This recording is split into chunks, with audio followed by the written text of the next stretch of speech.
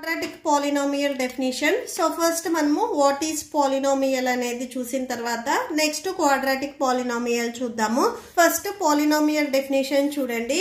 An algebraic expression in which the variables involving have only non-negative integral powers is called a polynomial. మీరు suppose ఒక expression algebraic expression అనేది తీసుకున్నట్లయితే variables కి exponent లో ఏవైతే numbers ఉన్నాయో ఇక్కడ నేను ఎగ్జాంపుల్ గా 4x³ + 2x + 5 తీసుకున్నాను.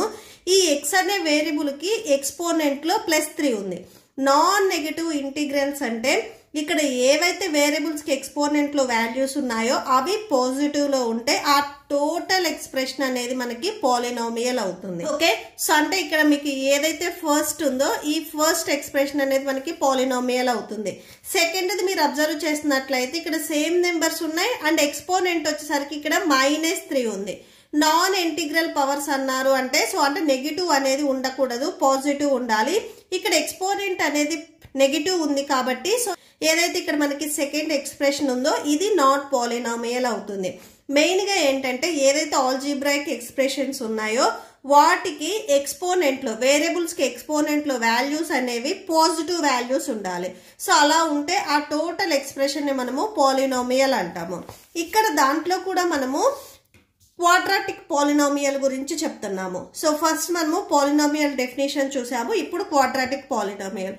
క్వాడ్రాటిక్ అంటే మనకి డిగ్రీ అనేది 2 ఉండాలి. సపోజ్ మీరు ఒక పాలినామియల్ తీసుకున్నట్లయితే 2x² + 3x + 5 ఈ పాలినామియల్ లో ఇక్కడ ఏదైతే వేరియబుల్ కి ఎక్స్పోనెంట్ అనేది డిగ్రీ 2 ఉంది.